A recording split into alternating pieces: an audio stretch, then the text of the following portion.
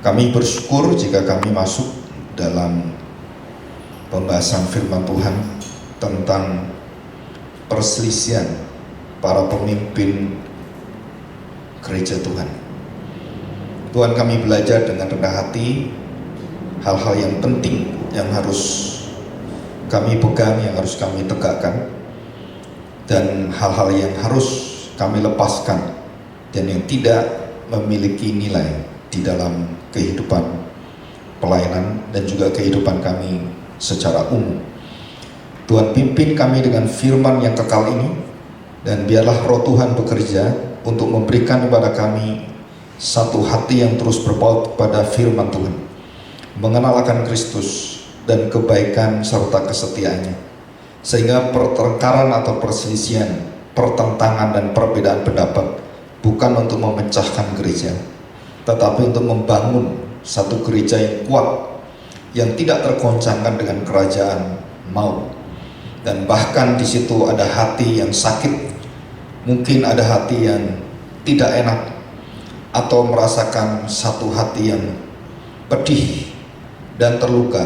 Tetapi pada saat itulah kami tahu itu adalah bagian dari pembentukan perjalanan iman kami. Dan tidak ada satu tokoh pun yang berjalan dengan jalan tanpa adanya kesusahan, penderitaan, dan pergumulan dalam hati. Mulai dari sejak awal manusia jatuh dalam dosa, kami melihat kelemahan-kelemahan manusia, dan kejatuhan ini membawa kami menyadari bahwa ada satu kekuatan yang membuat hati kami lebih menyenangi akan suatu sistem, perasaan, dan juga kultur budaya yang membawa kami akhirnya lebih menyenangi dan lebih memakai menggunakan kondisi-kondisi yang sangat umum. Tetapi pada saat itulah Tuhan memberitahu kami bahwa kami adalah warga kerajaan Allah. Terima kasih Bapa, kami serahkan hati kami, ajarlah kami dengan firman-Mu dan dengan hamba-Mu para rasul ini, dan khususnya Rasul Petrus dan Paulus. Di dalam nama Tuhan Yesus kami serahkan doa ini. Amin. Kita buka dalam kitab Galatia pasal 2.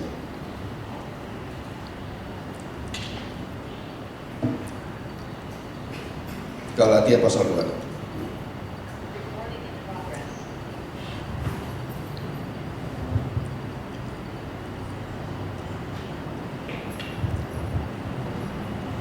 Kita akan melihat ayat yang ke 11. Paulus bertentangan dengan Petrus. Saudara, setiap kali ada perdebatan, perselisihan dalam pelayanan itu, saudara, kita harus bisa belajar dari pertentangan antara Paulus dan Petrus. Jadi mereka tidak menyimpan hati dan tidak mendendam serta membawa itu sampai ke dalam. Dan itu diselesaikan di depan, dan itu dibereskan langsung pada saat itu juga.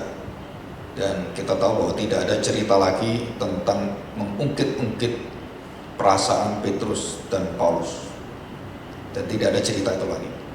Menunjukkan bahwa mereka menyelesaikan dengan cepat dan tidak sampai matahari terbenam. Surah ukurannya itu hari. Jadi pertengkaran apapun, jika itu lebih daripada sehari, surah itu sudah akan mengganggu hidup dan jiwa kita. Jadi kalau bisa itu cepat dilepaskan dan dibereskan. Saya bacakan. Tetapi waktu Kefas itu artinya Petrus ya, datang ke Antioquia, aku berterang-terangan atau berterus terang, berterang-terangan, berhadap-hadapan, menentangnya. Jadi ini bukan cuma menasihati ya, itu melawan, menentangnya. Sebab ia salah. Jadi jelas ya, kenapa ditentang di depan semua orang itu? Karena itu jelas salah. Apa salahnya dan kenapa ditentang? Nah, ini penjelasannya pada ayat berikutnya. Karena sebelum beberapa orang dari kalangan Yakobus datang, ia makan sehidangan dengan saudara-saudara yang tidak bersunat. Jadi sebelum Yakobus datang dengan teman-temannya itu. Petrus makan dengan orang-orang yang tidak bersunat. Jadi mereka bisa bergaul, bersekutu. Ya, kenapa? Karena tidak ada yang bersunat. Jadi aman-aman saja. Artinya apa? Ya, saudara,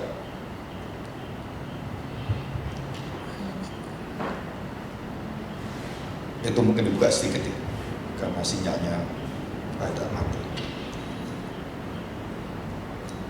Saudara, dalam hidup kita itu selalu ada, kalau orang-orang Chinese itu mengatakan paisingki ya. Jadi paisingki itu artinya sungkan gitu.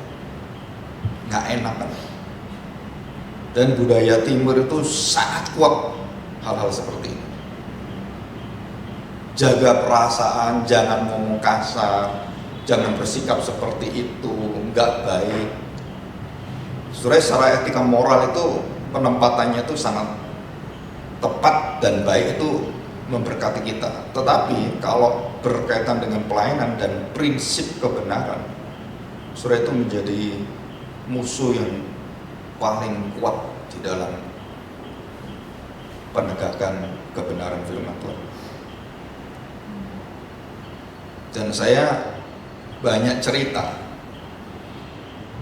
banyak pengalaman pastoral baik yang saya lewatin, para hamba Tuhan, para senior, dan juga dari papa saya gitu ya.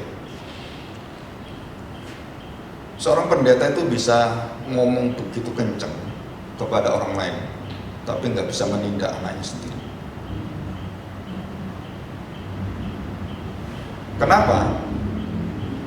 Saudara, ini ceritanya bukan satu dua, banyak sekali saudara. Saya beri contoh, John Piper, anaknya itu ateis. Dan John MacArthur mengatakan, kamu nggak layak untuk melayani Tuhan sebenarnya. Ini antara John dengan John. Itu berantem. Antara Petrus dengan Paulus. Kan sama. Tetapi dari sikap yang ditegakkan itu, yang satu menegakkan sikap disiplin rohani, yang satu menegakkan bagaimana Tuhan memberikan belas kasihan dan kesempatan. Nah, terutama ya papanya kan, yang tahu anaknya, ya kita harus memberikan belas kasihan. Jadi kedua kubu ini saya lihat nggak bisa ketemu. Kenapa nggak bisa ketemu? Karena satunya tuh disiplin, satunya tuh nggak enak. Ya itu kan anak saya, bukan anak kamu. Walaupun saya pendeta, kan dia anak saya. Saudara, bagaimana kita menyikapi ini seperti Paulus dengan Petrus? Dan itu dijelaskan dengan sangat jelas ya, bahwa yang kita pilih adalah kebenaran, bukan sulkanisme, bukan karena anak, bukan karena suami atau istri. Dan itu Alkitab jelas ajarkan itu. Kebenaran itu sangat menyakitkan dan sangat merobek hati kita.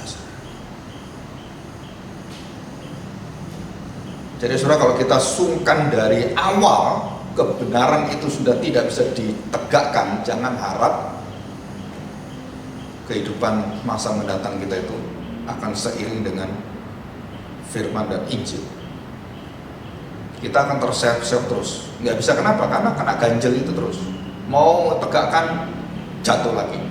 Ya karena ada hal yang terus kita nggak mau lepasin. Apa itu? Itu tadi, rasa hati yang sungkan, nggak enakan dan sebagainya. Nah, setelah kita perhatikan, jadi Petrus karena tidak ada yang mempengaruhi, tidak ada kondisi apapun, dia bisa menerima orang-orang tak bersunat. Nah, begitu orang yang bersunat Yakobus datang, terus bagaimana saya? Nah, saya ini kan orang bersunat, ini kan nggak bersunat. Nah, saya bergaul dengan orang tak bersunat, datanglah orang yang bersunat. Dan Petrus kemudian berdiri dan meninggalkan yang tak bersunat. Dan di situ ada Paulus, di situ ada Yakobus. Ini perang bintang kayak Indonesia ini, lagi perang bintang antara jenderal polisi dengan jenderal TNI. Ya, ini kacau ini. Dan setelah kita lihat ini ya, kalimat ini.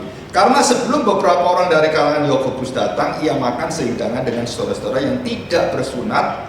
Tetapi setelah mereka datang, ia mengundurkan diri, ia meninggalkan orang-orang yang tak bersunat. Kenapa, saudara? Dan kemudian Petrus meninggalkan, menjauhi mereka untuk bergabung dengan yang bersunat. Dikatakan di sini karena takut akan saudara-saudara yang bersunat. Janganlah engkau takut akan manusia, takut akan Allah. Itu udah diajar oleh Tuhan Yesus, udah didengar oleh Petrus. Tapi sikapnya, sudah banyak orang Kristen itu jatuh bukan karena menghadapi pengajaran sesat, ajaran-ajaran menyimpang, bukan. Orang Kristen itu dijatuhkan dengan apa? Dengan hidup yang berkompromi.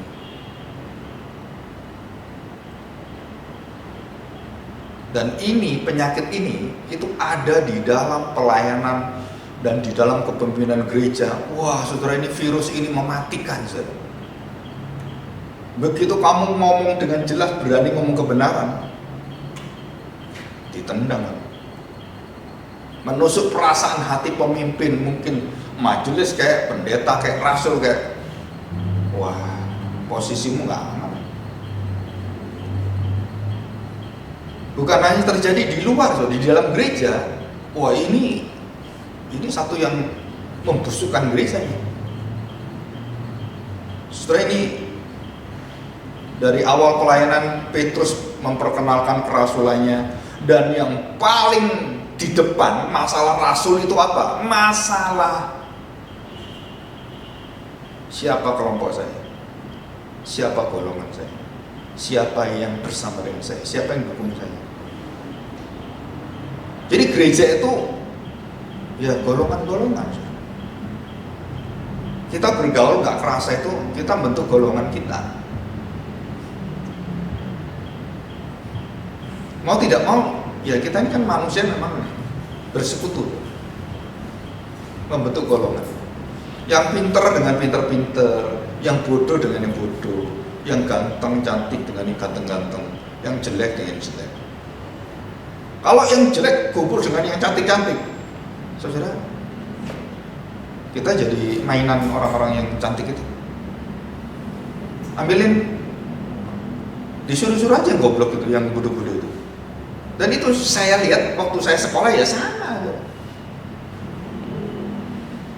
Dibully itu, yang bodoh, yang enggak, yang jelek itu dibully, saudara, pastilah. Nah, apa di gereja Tuhan itu seperti itu? Saudara, kultur kita kultur seperti ini, kultur jatuh dalam dosa, kultur suka merendahkan orang. Saudara, secara tidak bisa dilawan dan itu menjadi naturnya, seorang rasul besar pun, pemimpin rasul pun bisa kena penyakit ini. Maka kalau ada pendeta yang kena penyakit itu, ya saya maklumi. Kenapa? Rasul aja kena, Petrus saja nggak bisa ngelawan, apalagi pendeta-pendeta seperti ini. Apakah kemudian kita ya udah nggak apa-apa lah gitu? Enggak, ya udah excuse saja lah. Ya Petrus saja gitu ya, kalau kita seperti ini, saudara nggak bisa, saudara. Kenapa? Kebenaran itu kebenaran. Nah, nanti kita akan minggu depan kita pelajari tentang ortodoksi, ortopadio atau podos, dan peripatio. Ini bahasa Alkitab semua. Ortodoks, pengajaran yang benar itu harus menghasilkan yang ini. Jalannya itu tidak boleh menyimpang. Arahnya itu harus jelas. Jalurnya itu harus jelas. Jadi seseorang yang tahu tentang, oh saya mau ke Jakarta, jalan yang tercepat, yang teraman, yang paling bisa kita capai dan juga sesuai dengan uang kita dan semuanya. Oh, ini jalan ini. Nah, saudara, itu jalan itu tidak mungkin ada berbagai jalan. Itu cuma satu jalan. Jalannya banyak, mau kita lewat Tangerang bisa, mau lewat Cirebon bisa gitu kan. Tapi jalan yang ditentukan dengan seluruh kondisi apa yang Tuhan pimpin dalam hidup kita, saudara, itu jalannya tuh adalah jalan di dalam seluruh kehendak Allah. Dan kita seringkali menyimpang dari sana. Nah, kita akan melihat ini, ya. Coba kita lihat secara konteksnya. Saudara perhatikan, karena takut akan saudara-saudara yang bersunat, dikatakan di sini, ya takut ya, namanya takut ya takut, saudara. Ya.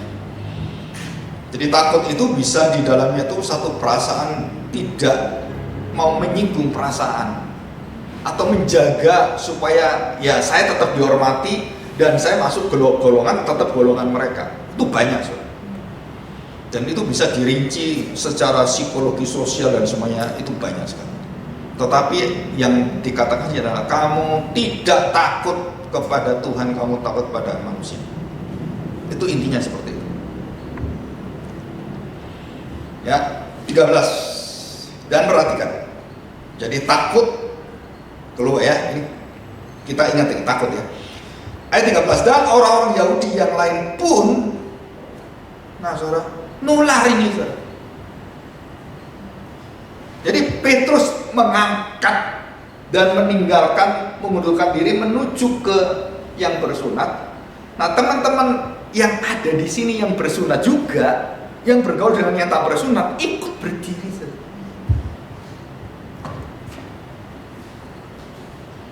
Nah, dampaknya besar ini. Dampak apa? Perpecahan gereja. Dan orang-orang Yahudi yang lain pun turut berlaku, langsung dikatakan oleh Paulus, munafik. Tidak sesuai dengan apa yang dia pikir, dengan tindakannya nggak sama. Itu namanya munafik. Tahu tentang Injil untuk segala bangsa, tahu betul bahwa kita tidak boleh memisahkan dan ya istilahnya tuh membeda-bedakan suku bangsa. Namanya pertemanan, persahabatan, yang namanya ya itu kan sudah kebiasaan kita. Dikatakan di sini, dan orang-orang Yahudi yang lain pun turut berlaku munafik. Siapa yang munafik? Petrus. Takut jadi munafik. Dan waktu takut itu bersama-sama dan diikuti yang lain, saudara, akhirnya kita melihat apakah Petrus tidak diselamatkan? Jawabannya pasti diselamatkan. Dan kenapa bisa munafik? Jadi orang diselamatkan beriman belum tentu steril terhadap kemunafikan. Jadi kalau ada orang katakan, wah pendeta ini munafik sekali, bisa ngatur ini anaknya nggak bisa, terus saya tanya, memang nggak boleh gitu? Nggak bisa pak, pendeta itu harus 100% itu nggak boleh munafik.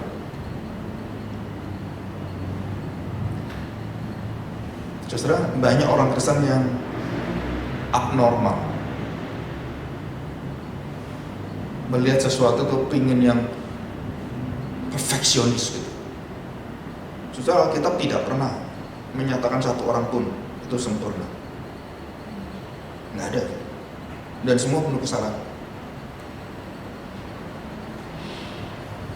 Dan kalau kita memandang itu dari sudut, terus kita itu jadi seorang yang selalu menuduh, itu setan, mendakwa terus. Terus saya tanya, apa hak menuduh orang-orang yang seperti itu?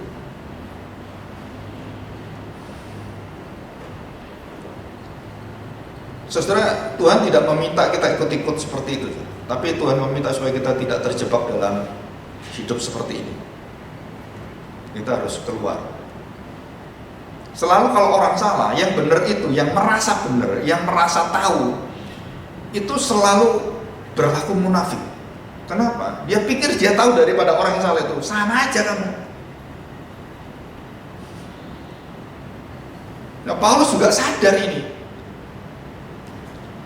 Dan saudara, bahayanya apa kalau saya biarkan itu terjadi dan itu mempengaruhi orang, dan kemudian beberapa orang berdiri ikut Petrus. Terus ini gereja mau jadi apa ini?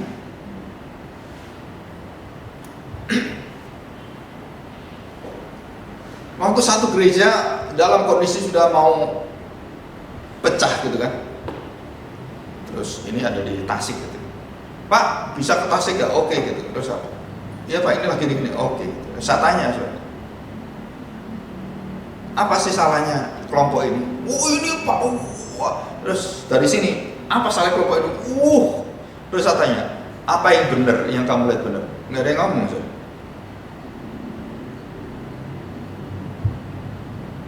Jadi kedua kubu ini saling nyalain, ya sama munafiknya. Memang kita ini siapa gitu, sehingga kita bisa menegakkan dari sudut pandang kita yang sama lemahnya dengan orang-orang ini. Saudara, kita melihat ini ya, perhatikan. Dan ada satu nama disebutkan. Nah, saudara, ini sangat berat. Ini sebenarnya nama ini yang membimbing Paulus.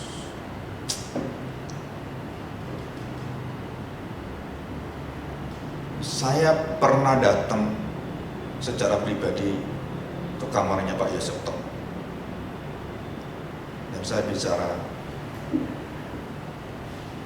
Dia tuh yang menolong saya ke Amerika, dia yang memperkenalkan orang biaya saya itu juga dia, mendanai dia. Tetapi begitu ada sesuatu yang tidak sesuai dengan firman Tuhan, saya harus ngomong dengan dia secara pribadi. Ya, saya tantang dia. Dan di situ kita berdiskusi.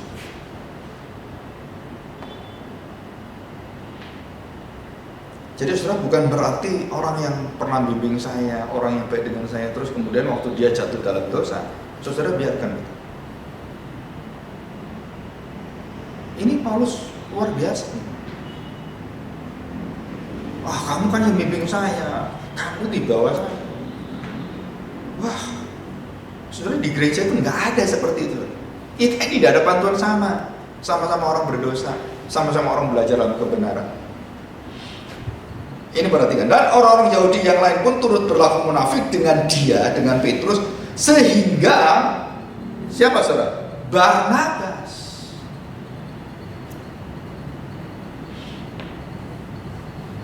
Orang yang menuntun, orang yang tahu dari awal bagaimana Paulus itu buta, dan ini Barnabas. Saudara. Barnabas pun jatuh dalam dosa yang sama, saudara. Sehingga Barnabas sendiri turut terseret, ikut dia, ya karena dia sungkan dengan siapa? Sungkan dengan Petrus. Jadi tingkat kesungkanannya itu banyak lapisannya. Takut dengan Petrus, menghormati Petrus gitu kan. Karena dia berdiri, ya saya ikut berdiri. Jika seorang hamba Tuhan jatuh dalam dosa, pendeta, dan kemudian semuanya mengikuti, saya tanya, akhirnya dosa itu menjadi kebenaran.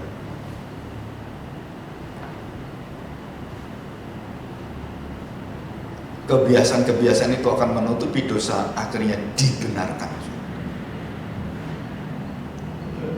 Ya udahlah, orang berdosa ya seperti itu ya, cincela gitu kan. Wah, saudara, kata-kata cincela ini mantap ini ya. Itu kalau dalam pelayanan itu, ya istilahnya ya harus kita terima lah gitu. Saudara, nggak bisa.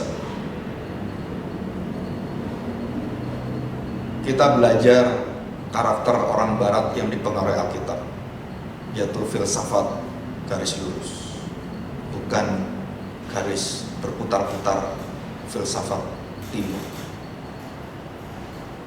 Kita menuju kepada seluruh kebaikan yang semakin baik, semakin baik. Bukan, oh iya nggak apa-apa, muter lagi deh. Oh kamu jatuh, oh iya nggak apa-apa. Dari nol lagi, muter aja, hidupnya muter aja. Enggak sih. Tuhan menuntun kita dalam garis yang lurus, bukan terputar-putar. Ya, kita lihat ini.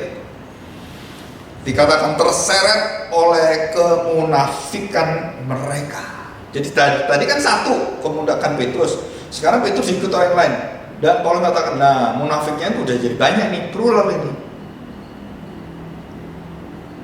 Terus pemimpin ikut juga ini. Waduh, gawat ini. Ini kalau dibiarkan, celaka ini.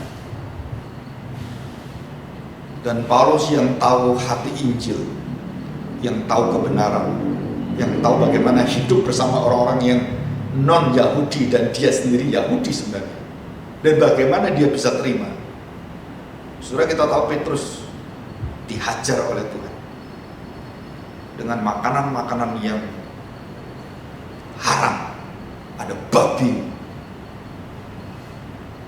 ada daging-daging yang haram, dan itu dibuka, itu dipersembahkan gitu kan, dan kemudian diperlihatkan pada Petrus, makanlah.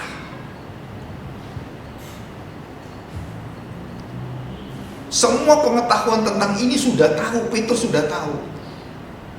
Sudah the way of life jatuh. Jadi kekristenan itu bukan jatuh karena menegakkan kebenaran. Wow, kita mau melawan orang-orang yang melawan kita. Bukan, kita jatuh itu karena kita tidak berjalan di dalam sesuai dengan kebenaran. Setan tidak menjatuhkan kita dengan orang-orang yang melawan ajaran kita, enggak. Setan menjatuhkan kita karena kita tidak mau hidup sesuai dengan kebenaran. Nggak bisa. Ya jangan keras-keras dong, jangan kaku-kaku. Ya kita harus ya bisa ya ngerti lah. Nah itu.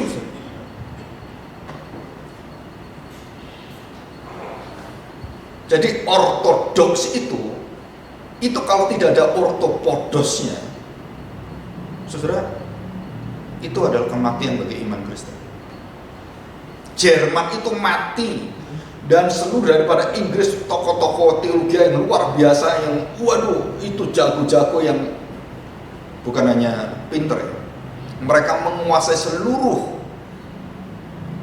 perjanjian baru dan perjanjian lama, tetapi mereka jatuh dalam dosa bukan karena mereka tidak tahu kebenaran.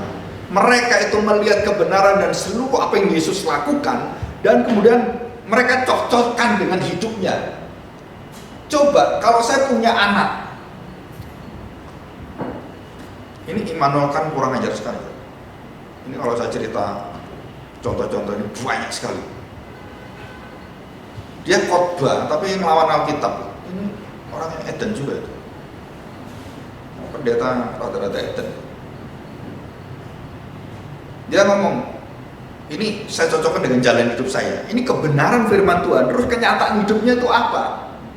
Saya punya anak, saya kasih yang dijanjikan oleh Tuhan. Anak yang betul-betul, ya namanya susah punya anak sampai puluhan tahun, sampai umur 100 tahun, 99 tahun baru punya anak. Rasanya bagaimana? Terus Tuhan meminta kepada Abraham, anak yang dia berikan itu disuruh sembelih.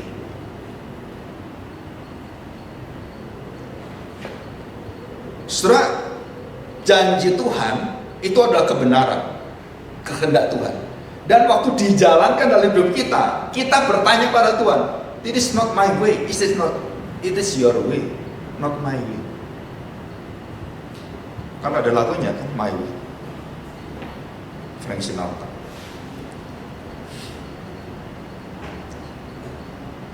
Tuhan, itu jalanmu, bagi saya nggak bisa. Dan kita akhirnya seperti para teolog-teolog yang keblinger mengatakan Tuhan itu nggak cocok, nggak sesuai dengan apa? Dengan kondisi manusia. Jadi Tuhan yang cocok dengan kondisi manusia, nah itu baru Tuhannya manusia. Sama dengan ini, ini persis sama.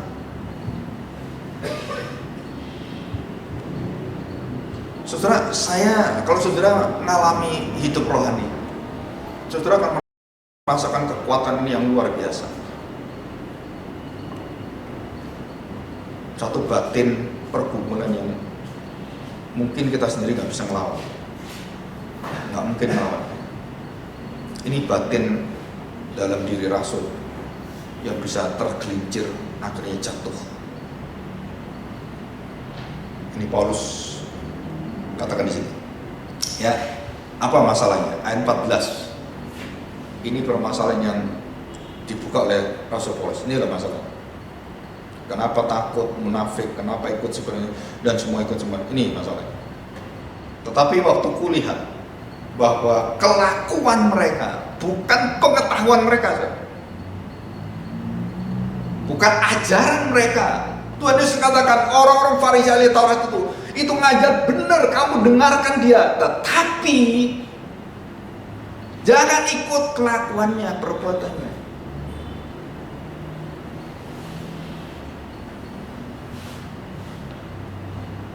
Gimana bedain itu ya? Saya kadang-kadang mikir-mikir, berarti kalau ngomong A, dia lakukan B, nah itu namanya munafik. Hai engkau ulat beludak, engkau orang-orang munafik, itu kan Tuhan Yesus ngomong. Dan waktu Tuhan Yesus ngomong kepada orang Farisi ahli Taurat, itu ngomong, Petrus sama kamu tuh munafik. Dan itu menunjuk ke kita juga, sama kamu juga munafik.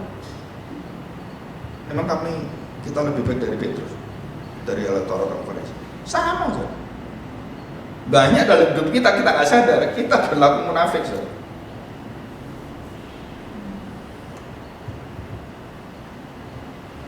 Coba kita lihat, ya. Tetapi waktu kulihat bahwa kelakuan mereka itu tidak sesuai dengan kebenaran Injil. Jadi kelakuannya, ini yang ditusuk itu kelakuannya. Kalau pengetahuannya udah benar itu, Petrus sudah benar, udah lihat Tuhan Yesus, udah hidup dengan Tuhan Yesus, tahu mujizat, tahu segalanya, dia tahu semua itu, kebenaran dia tahu. Tapi kelakuannya itu.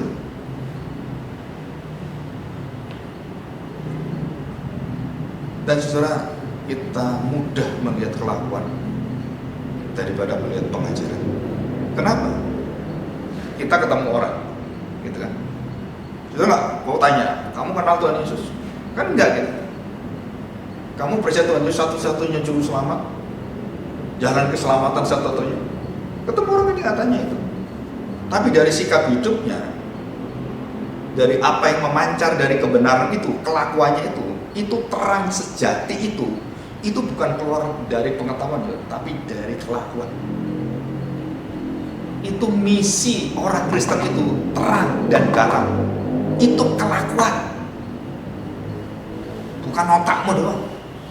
Jadi kalau orang berdebat, waduh, saya lihat pendeta-pendeta berdebat, saudara, nggak akan jadi terang. Kenapa nggak akan jadi terang? Saudara, karena firman Tuhan mengatakan terang itu keluar dari kelakuan kita, kesaksian hidup kita, bukan kesaksian pengajaran kita. Kalau kita benci di pengajaran, lifestyle-nya nggak ada gunanya. Jadi saya khotbah, banyak orang datang kepada Tuhan. Dengan saya tidak berkhotbah, tapi kemudian orang lihat tingkah laku saya. Mana penginjilan yang benar? Ini Alkitab ya. Tapi kenapa kita lakukan yang itu terus?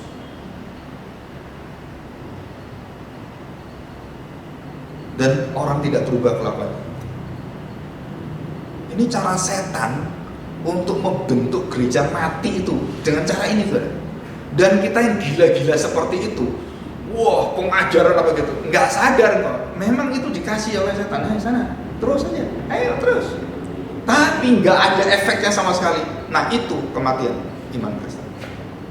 300 tahun iman Kristen dalam kematian. Dan siapa yang bisa melihat ini? Ini kaum Puritan. Mereka sadar betul. Mereka melihat pengajaran dengan pemerintah bersatu. Mereka orang-orang yang tanda petik, yang terkutuk, yang munafik itu. Mereka berbicara, engkau tidak bisa membuat gereja seperti ini. Harus hidup di dalam kebenaran, harus berani bicara kebenaran. Digantung, dibakar satu-satu. Ini sejarah gereja. Engkau berani ngomong seperti ini, tak usir kamu. engkau berani ngelawan saya sakit hati. Pakai orang lain, tendang itu, keluar. Terus kamu pikir selesai? No, itu murka Allah ada di kepalamu. Engkau menendang hamba-hamba kebenaran, engkau sedang menumpuk bara murka Allah di atas kepalamu. Dan siapa yang berani seperti ini bersuara? Ya Paulus. Dan dikatakan di sini, jika engkau orang Yahudi hidup seperti kafir dan bukan secara Yahudi. Ini perbandingannya bagus sekali, Paulus. Perhatikan, jika engkau seorang Yahudi hidup secara kafir dan bukan secara Yahudi. Jadi saya akhirnya menjadi hidup yang tidak secara Yahudi, tidak bersunat.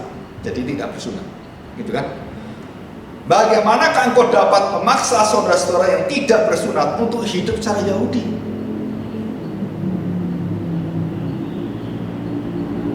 Inilah kemunafikan yang paling dalam yang ditulis dalam Alkitab, yang dibuka oleh Paulus. Ini kemunafikan, saudara. Ini takut pada manusia, bukan takut pada Allah.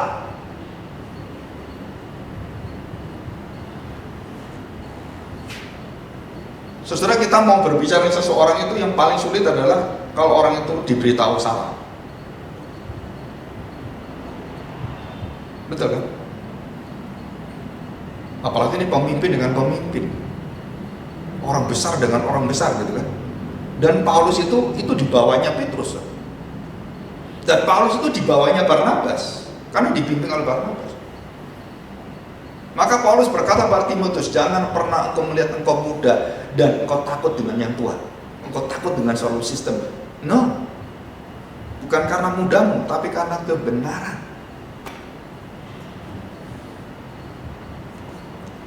Saudara, orang kalau punya hati kebenaran, waktu saya datang gitu ya ke Pak Yosef Tong, kita berbicara. Saudara, orang kalau hatinya tidak ada menyimpan sesuatu yang kebencian di dalam, itu terimanya itu enak. Tapi kalau dia nggak terima, sudah empat mata ditegur, gampang. Kenapa? Kan saya murid dia, nggak dilulusin aja, selesai kan? Enggak. Saya nilainya dapat A terus dengan Pak Yosef, nggak pernah jelek. Berarti dia kan nggak sakit hati, dia tahu bener, dia terbuka hatinya. Coba dengan yang lain, waduh saudara, saya pikir orang punya hati seperti Pak Yosef semua kan. Saya ke pendeta ini,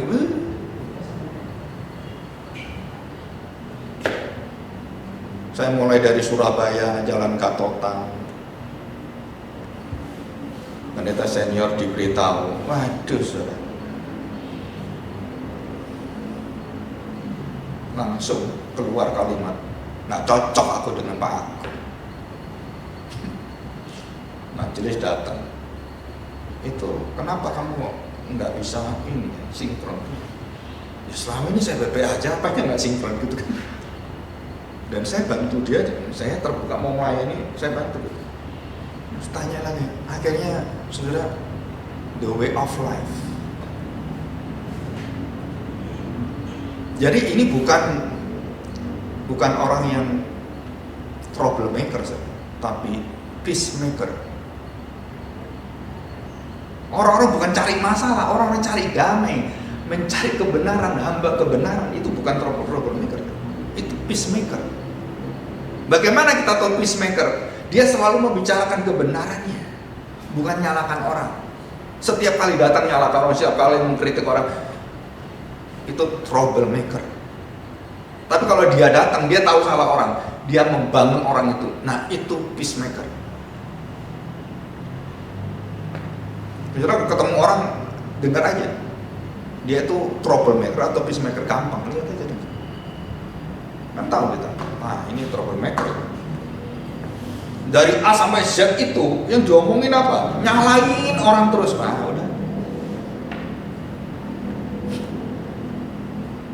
udah bahaya. Nah, dikatakan di sini, saudara, jikalau engkau seorang Yahudi hidup secara kafir dan bukan secara Yahudi, bagaimana engkau dapat memaksa saudara-saudara yang tidak bersunat untuk hidup secara Yahudi? Jadi, saudara perhatikan ya. Ini Petrus. Ada orang Yahudi, kan saya ini bisa hidup secara bukan Yahudi, dan saya bisa diterima di sini. Kenapa? Wah, kamu baik, kamu orang Yahudi, terima kami orang non Yahudi, kita bisa bersama-sama baik kan? Terus kemudian ada orang Yahudi datang, dia tinggalkan itu, mempengaruhi teman-teman dan mempengaruhi pemimpin yang bernama Barnabas, meninggalkan tempat itu. Saya tanya, bagaimana engkau bisa mengajar yang sini dan yang sini? Engkau dilihat, jadi kamu ini pura-pura ya. Kalau nggak ada orang Yahudi yang lain, kamu pura-pura dengan kami itu bisa terima. Begitu orang Yahudi, kamu tinggalkan kami. Baru tahu saya, ada udang di balik batu ya. Peperangan dalam selimut ini, kan gitu. Wah, berwajah dua kamu. Nah gitu kan, munafik kan berwajah dua.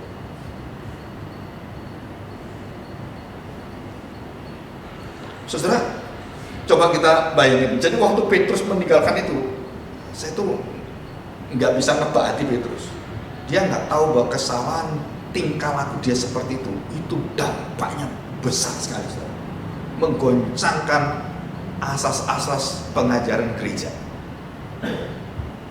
Kelakuan dia yang melawan kebenaran itu, yang mengkhianati kebenaran itu, saudara, itu kalau tidak ditegur, itu akan membelah gereja dan akhirnya gereja dalam kehancuran. Jadi orang ini kesini sekarang ya, perhatikan ya.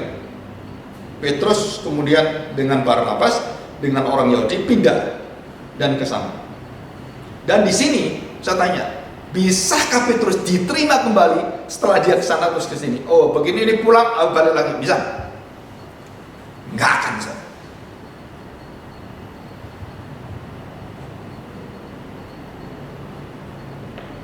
Dan mereka udah menutup pintu, menutup hati. Nggak bisa. Kamu pengkhianat. Hanya pura-pura. Saya melihat wajah-wajah seperti itu dari seorang pelayan Tuhan itu banyak, yang seperti Petrus. Dan waktu mereka di sana tidak disambut balik lagi dengan wajah yang palsu. Bisa kita terima kan orang seperti itu? Dan itu dikatakan oleh Paulus, membongkar ini. Kalau kamu dari sini meninggalkan di sana, gimana perasaan di sini? Terus kamu dari sana balik lagi ke sini, bisa nggak mereka terima di sini? Selamanya kamu akan ditutup pintu dan mereka tidak akan mendengarkan. Apa yang kamu ajarkan masa bodoh? Kenapa? Tingkah lakumu tidak sesuai dengan imanmu. Yakobus ngomong seperti itu. Yakobus diperingatkan tentang kondisi-kondisi jemaat yang jatuh dalam iman tanpa perbuatan. Yakobus mengatakan, aku buktikan bahwa imanku itu adalah iman yang harus ada perbuatannya, bukan imannya itu perbuatan itu menghasilkan, bukan. Iman itu akan menghasilkan perbuatan, dan itu adalah iman yang hidup, ortodoks dengan ortopraksis atau podos. Podos praksis itu sama saja. Podos itu artinya jalan. Hodos dari kata hodos. I am the way, the truth, and the life. Akulah podosmu. Podomoro. Podowai. Itu podos.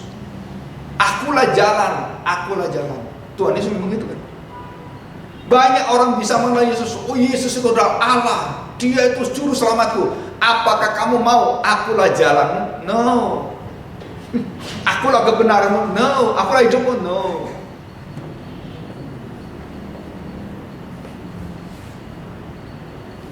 Saudara mau ikut jalan Tuhan Yesus, saudara, Tuhan Yesus katakan kamu akan sakit hati, kamu akan pikul salib, kamu akan menderita seperti aku.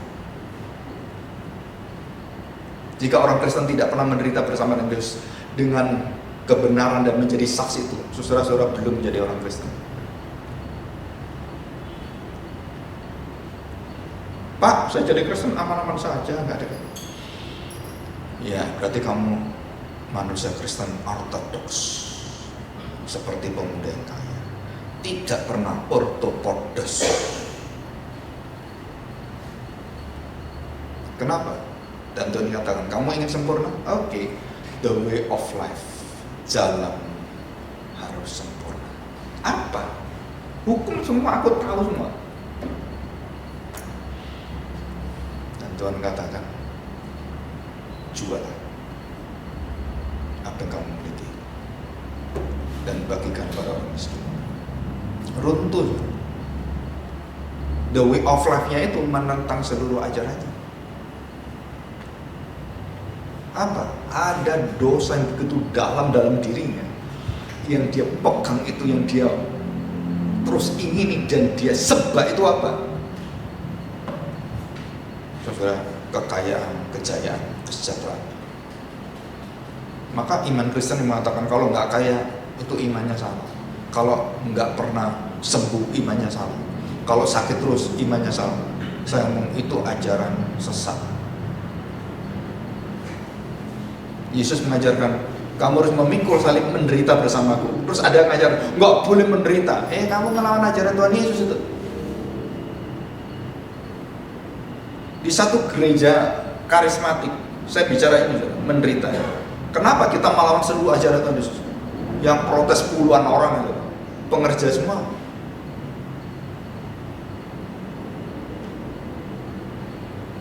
Dan langsung ke atas, ke gembalanya.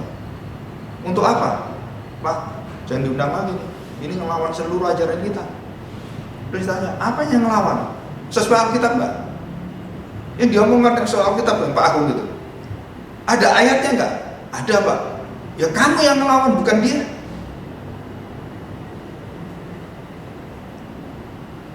Dan pendeta katakan, tetap terus khotbah. Dia mati, anaknya nggak terima. Diputus langsung saya. Kenapa? Anaknya balik lagi ke dunia lama itu. Waktu ketemu di bandara dia katakan, kami merindukan teologi yang betul-betul teologi dalam firman Tuhan. Bukan prosperity gospel, tapi suffering gospel. Wah, Bapak nggak salah gitu? Enggak, kita harus belajar Pak. Dan saya beritahu yang ngundang itu gembala senior, bukan saya datang sini karena mau saya, enggak, yang ngundang dia. Saya udah ngomong, saya bisanya khotbah nggak ada yang lain kecuali ini saya.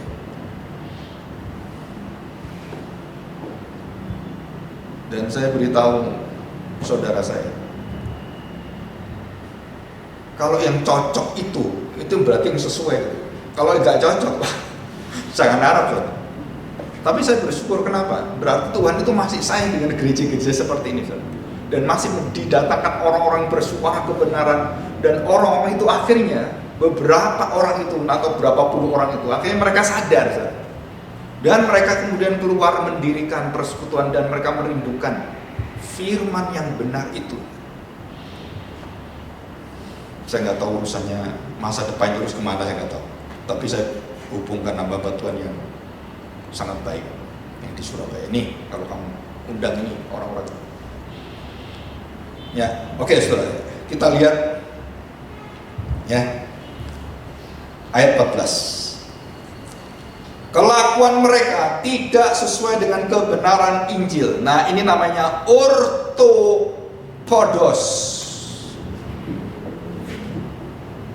Ya. Atau ini di ada ini di PowerPoint keempat. Teologi pencampuran. Nah, ini kok dipanjangkan terus ortodoksi itu ya. Nah itu. Ya, saudara perhatikan. Ortodoksi atau ortodoksi itu dari kata orto dan doksi, dogmatik. Orto itu apanya? Orto. Kalau tulang kita itu orto. Ada yang membuat tubuh kita tegak, berdiri dan posisi seorang manusia itu beda dengan monkey atau kera itu cara berdiri. Ortodoks kita. Kalau di sana tulangnya tuh beda tuh. Kalau manusia tuh tulang tegak. Ortodoks.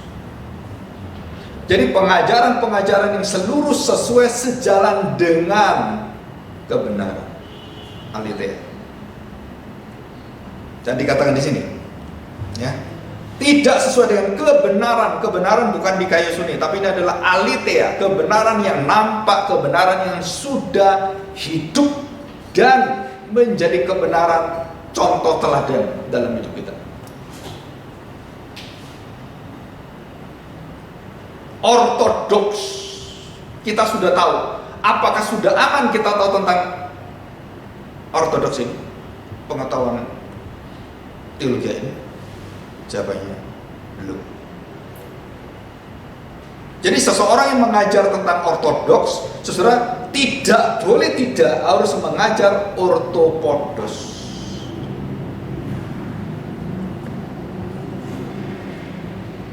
Kalau tidak mengajar ini, seluruh pembinaan, seluruh STT, seluruh sekolah itu, kenapa STT itu tidak boleh hanya online? Nah, sekarang banyak STT online. Yang penting itu ngerti lah, penting ngerti gitu. Saudara, Alkitab mengatakan tidak. Yang penting itu adalah menurut dan jadi penurut firman, bukan ngerti firman Tuhan. Kan Alkitab mengatakan jadilah penurut firman, bukan pembaca hanya ngerti doang. Enggak. Jadi yang kamu ngerti, yang kamu ajaran-ajaran itu kamu jalani enggak? Nah, itu namanya ortopraksis atau ortopodos padeo. Dan nanti ada yang ketiga, peripateo. Minggu depan saya jelasin secara khusus ortodoks, ortopodos, peripateo. Jika tiga langkah ini tidak ada kekristenan, tidak ada iman Kristen yang menghidupkan kita. Jadi banyak orang menjadi orang Kristen dalam pikirannya doang. Saudara, anak-anak kita juga sama.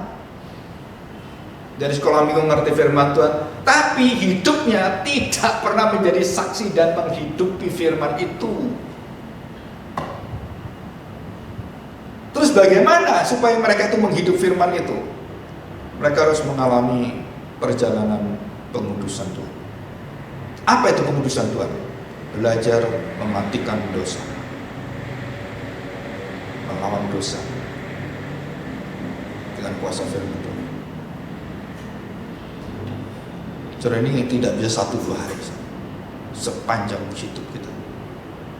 Ada hukum yang terus mengikat aku dalam dagingku, dan aku manusia binasa, aku manusia celaka. Ini Paulus sendiri dalam Roma pasal 7. Kalau bukan karena kebenaran yang membebaskan aku, matilah aku, celakalah aku, ini manusia celaka. Jadi seperti Petrus bisa berbuat seperti itu munafik, sama Paulus pun jatuh dalam dosa yang tidak beda jauh dengan Paulus. Tentang apa? Tentang Yudas Markus. Dia menegur Petrus, dia sendiri jatuh di tempat yang sama.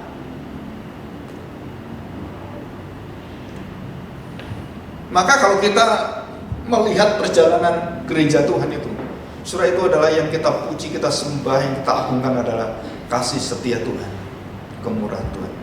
Bukan hero, oh Paulus itu hebat, wah pendeta ini, bukan saudara. Kemurahan Tuhan itu loh, anugerah Tuhan, itu yang kita agungkan dalam hidupnya, bukan nama orangnya. Kita selalu lihat figur-figur itu, Kefas, Barnabas, Paulus. Saudara, jemaat rusak kenapa? Ya karena melihat figur-figur ini. Ya, saya harapkan kita tidak terjebak jatuh dalam dosa seperti ini. Ya, dikatakan mereka tidak sesuai. Tidak sesuai itu apa? Tidak berjalan dan tidak melakukan apa yang Tuhan inginkan.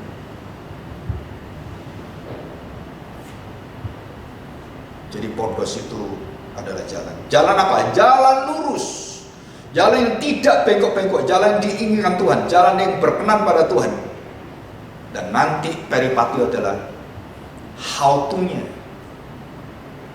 Dan jemaat di Efesus itu dibuka oleh Paulus tentang peripatio. Galatia ortopadio, Roma ortodoks. Ini semua bagian dari Paulus. Paulus ini orang hebat sekali. Walaupun dia jatuh dalam dosa yang dia bahas, nanti dia jatuh sama, tapi dia tahu bagaimana dia terus berjuang untuk apa? Berjalan dengan kebenaran dengan cara yang benar. Wah, saudara, itu luar biasa hebat sekali. Ya. Nah, kita lihat orang-orang yang ortopadio. Sebagai penutup, John Bunyan waktu dilarang oleh seluruh gereja atau Roma Katolik pada saat itu, pintu gereja ditutup semua untuk khotbah John Bunyan karena terlalu pedes, terlalu nyakitin hati dan membuat jemaat goncang semuanya, dan gereja tutup semuanya. Setiap pintu dia mau kemana tutup. Apakah John Bunyan berdiam diri? Dia khotbah di pasar-pasar. Kemarin saya dikasih satu video di Indonesia, anak muda dari Timur ya, NTT apa, terus ada yang dari Ambon, pakai megafon itu kan, khotbah percaya Tuhan Yesus. Di mana? Di pasar, saudara. Orang pasar kan jualan gini, dia berkhotbah, wah, keliling sana, nggak dianggap aja gitu.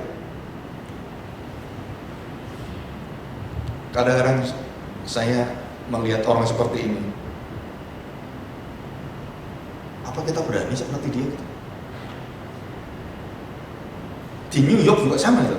Banyak pengkhotbah itu yang dari Meksiko itu pakai megafon khotbah di New York. Walaupun di Manhattan itu yang perempatan khotbah nggak diangkat, nggak apa-apa, dia teriak-teriak terus kayak zamannya Nabi Nuh. Sampai berbusa-busa gitu ya, terus aja dia. Dan setiap weekend itu mereka khotbah atau berapa puluh orang itu. Nah, ini juga sama, anak muda itu ada lagi anak muda. Terus saya lihat ini, setelah dalam satu sisi kita ngomong, kok bodoh pisan ya orangnya. Khotbah ke orang-orang pasar yang nggak tahu apa-apa, ngapain gitu?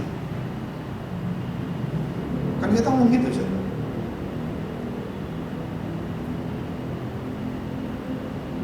Orang nggak dengar itu, itu nggak menghormati firman Tuhan. Harus yang ngomong dengar yang baik baru dia mengenal tuh percaya gitu. Secara ortopadio. Saya tanya, siapa yang menentukan cara Tuhan, jalan Tuhan? Itu layak, wajar, bodoh, sia-sia, nggak ada gunanya. Siapa yang mengukur itu? Bukan kita. Kalau saya cerita, ini minggu depan saya cerita. Semua nabi diminta Tuhan berbicara, nggak ada yang wajar, nggak ada.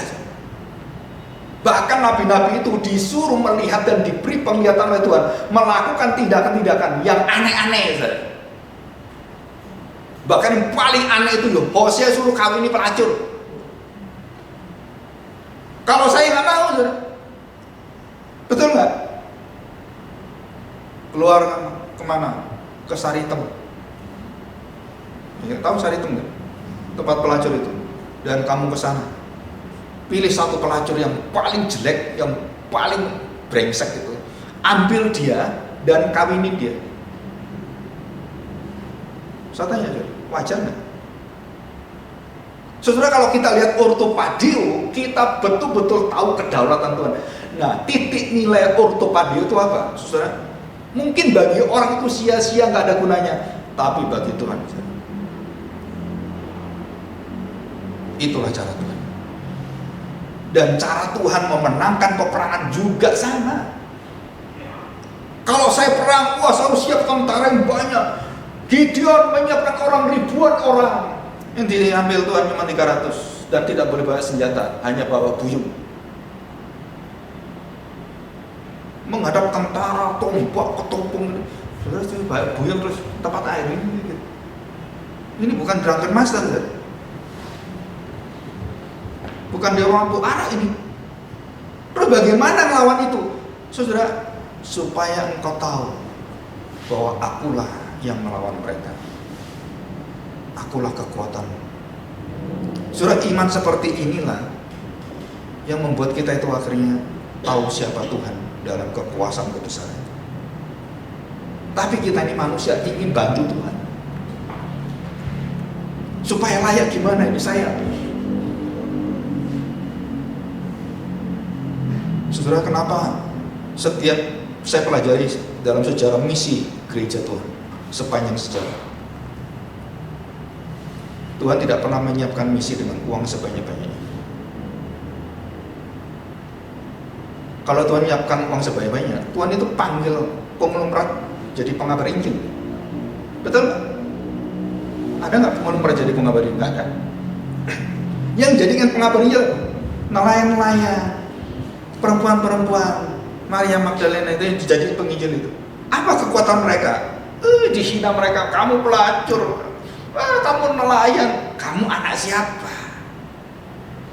Tapi dari 12 orang, 120 orang, saudara, menggoncangkan dunia ini, saudara.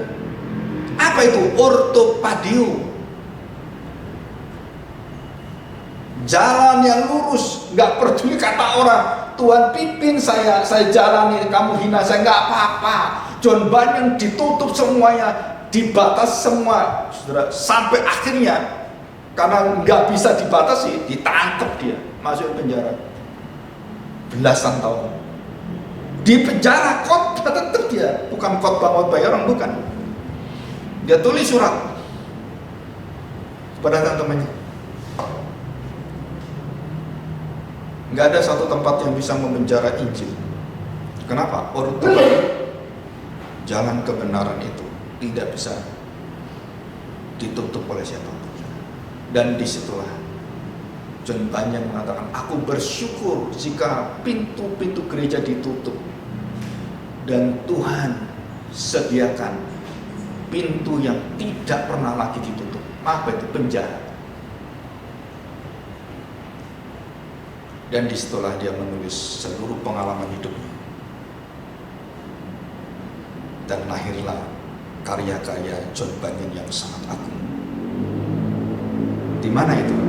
Waktu dia ortopadio, bukan ortodoks, bukan. Waktu dia mengalami hidup kebenaran itu dalam penderitaannya.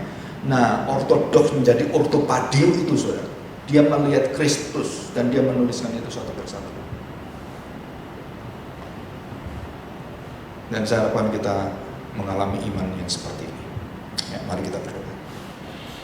Bapak yang baik, kami bersyukur hari ini kami diajar supaya kami tidak bertindak dan melewati batas dari kebenaran firman Tuhan.